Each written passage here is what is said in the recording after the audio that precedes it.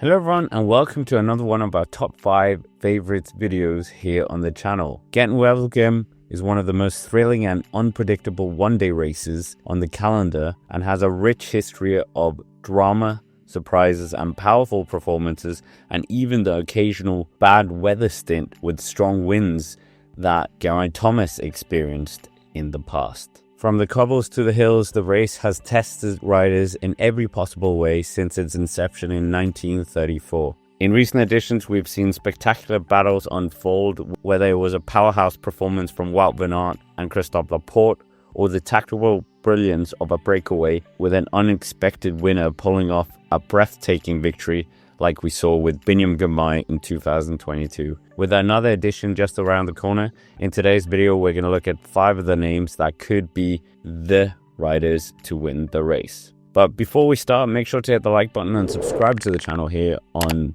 the Cycling Dane Extra, and make sure to head over to the Cycling Dane podcast on Spotify as well to help us out there as well. But without further ado, first on the list is a rider we failed to mention in our Milan-San Remo top 5, and with many of you rightly calling me out on that, and that is the Italian maestro himself, Filippo Ganna, who has been very strong in 2025. Ganna was at the Volta al Garve with a 3rd place on stage 4, but no big result in the time trial. He did, however, correct that in Tirreno Adriatico, where he won on the first stage with a very powerful time trial on the 11.5 kilometer course. He held on to the leader's jersey all the way to stage 6 in the mountains and really battled hard and finished the race in 2nd place, which was an incredible performance by the Italian. At Milan-San Remo, some people were not considering him as a favorite, but he proved us all wrong, as when the attacks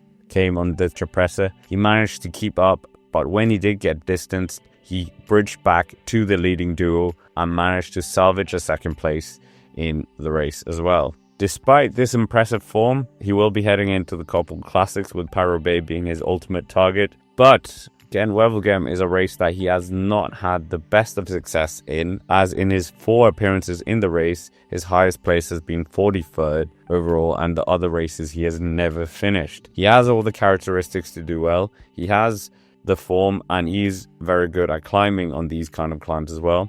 Plus, his Ineos Grenadiers team have brought a very strong team around him, which includes the likes of Ben Turner, Josh Tarling and Bob Jungels, so he could definitely be a threat. But can he carry his form into this race and do a massive result?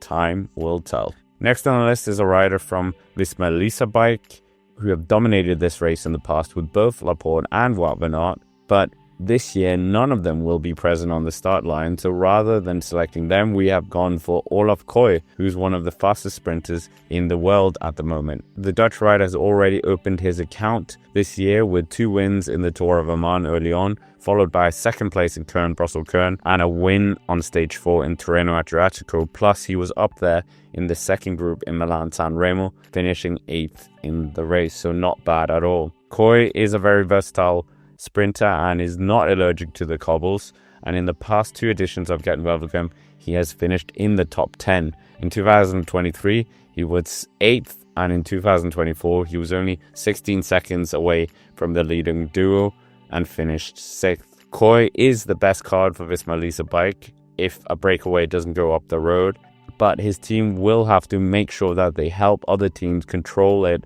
so that the win comes down to a sprint. 3rd on the list is Michael Matthews, who will have been annoyed about his Milano-San Remo result, finishing 4th place, despite getting the better of an Alpecin sprinter like he didn't do the year before. However, the Australian will take some positives out of it with the form he has, and we know he's a very versatile rider who is very competent on the cobbles, so he should be considered here as he uses this race to build to his other goal, the Tour of Flanders. His relationship with the race is a mixed bag, as in 2011 he was 69th, don't laugh, 8th in 2017, 13th in 2018, with his best result being in 2021 where he finished 5th. So if he can hang on in the moves on the Kemmelberg, he could potentially be in the mix, and his team should definitely, like Visma Bike, try and keep this race together. Before we get to the top 2, make sure to hit the like button, subscribe to the channel here,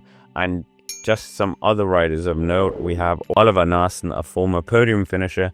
He will potentially be the best card for Decathlon AG2R. Matej Mohoric is equally never someone to write off in any race, the very versatile Slovenian. And Alexander Kristov, a former winner of the race, will be heading up the Uno X team and could potentially do a big result if it sticks together. Equally, Biniam Girmay, who finished 14th in Milan-San Remo, has won this race in the past in 2022 and did also manage to finish 7th last year, and we just have a bit of question marks over his form, but I'm sure the air train will do well here as well. Nevertheless, with that out of the way, second on our list is none other than Mads Pedersen and our obligatory Danish pick, so that is satisfied here. The defending champion in 2025 has showed great form by first winning the Tour de la Provence overall after outsprinting Matej Mohoric on the Queen stage to take that victory. Then in Paris-Nice he climbed better than expected and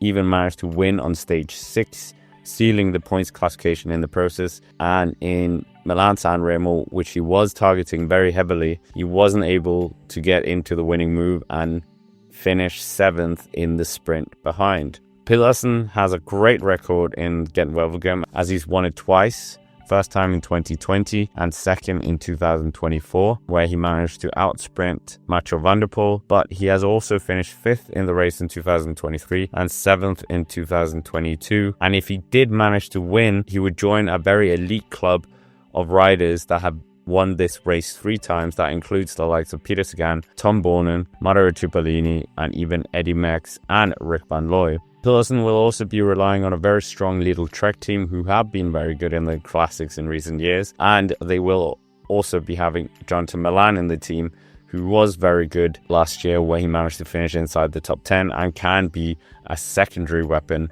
for the team. Can Mads Pedersen win a 3rd title? That remains to be seen. First on our list of Gent Wevelgem this year is the debutant of the race, and that is Tadej Pogačar. Of course, we know the news now that he will not be at E3 or Gent Wevelgem, and that was a bit of an unfortunate news, but we know we have also been blessed with the extraordinary news that he is going to be going to Paris-Roubaix, and obviously I did an emergency video of that, but that doesn't help us in this top 5. So instead of saying Tadej Pogačar as our number 1 pick for this race, instead we're going to go for the whole team, as the team has been very strong in the past as well, and with Molano taking the victory in Brugge de Pan, I think that confidence will be very high within the team, along with Molano, who could be their best card. Nils Pollitt, as we know, who's a very strong rider and was 4th last year in Paris-Roubaix and 3rd in Tour of Flanders, as well as Florian Vermeersch, Tim Wellens, Miguel Biao, Filippo Baroncini and Rui Oliveira, and a lot of those riders could definitely be seen as a potential leader, and therefore we've gone for the team instead. But apologies for that, and yeah, check out the Paris-Roubaix Tadej Pogačar video if you haven't already. But that is basically it for this video. Thank you very much for watching. And of course, we are going to do a live commentary on the Cycling Dane channel too, so be sure to be there for that. And as always, thank you for watching, and I will see you around.